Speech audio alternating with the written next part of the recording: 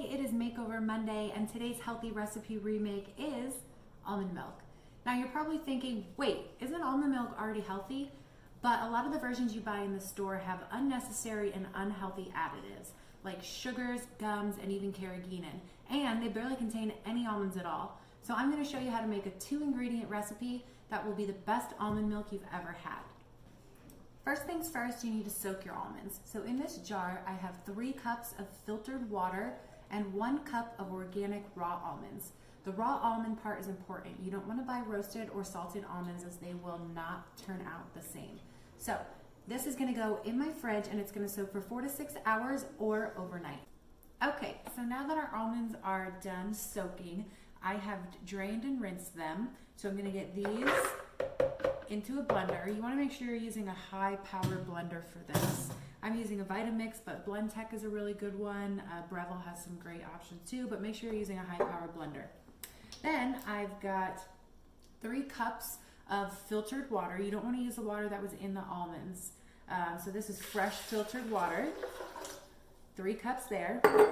Then I'm gonna add about a teaspoon of maple syrup.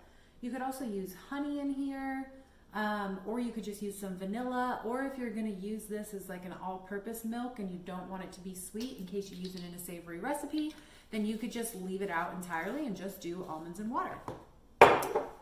Okay, so now we're gonna blend. We're gonna start low and slowly go up to the highest speed and then blend for about 60 seconds.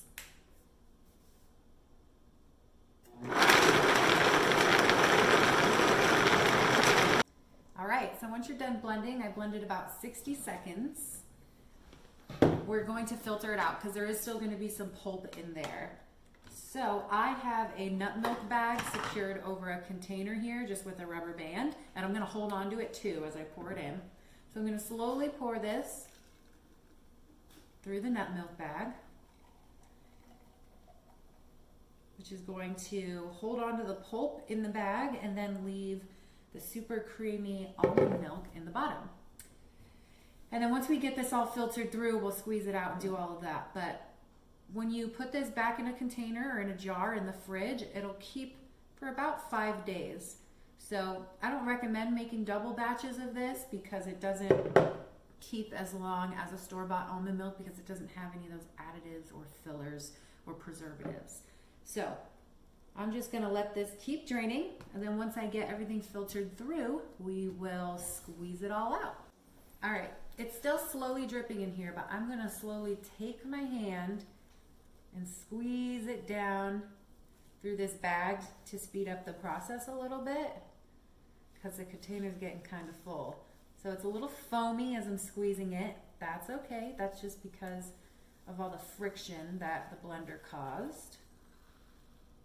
So just continue to squeeze this out, and what you'll be left with is the pulp from the almonds. Now, you can discard this, but I recommend that you repurpose it and have more of a zero waste milk going on here. So you can save it by drying it out and kind of using it as an almond meal. You can just dry it in a low oven and use it as almond meal. You can use it to make like a paleo porridge instead of using oats. You can keep it in the fridge and put it in your smoothies for some added fiber, because that's really all that's left is all the fiber from the almond itself. So we'll be repurposing ours. You do whatever you would like. And you could also use a cheesecloth for this, but a nut milk bag is going to work best. And once we're done squeezing it out, it's ready to drink. It's not going to be cold, but it'll be ready to drink. So I'll show you the texture and consistency as soon as I'm done with this. All right, I finished squeezing it and we have our finished product here. I added about an extra cup of water because it was a little thicker than I like my almond milk. But if you like it really thick, then you could have left it the way it was. It was really thick and creamy. So now I'm going to show you the texture that I have, or the consistency. Pours just like almond milk that you would find in the store. Cheers!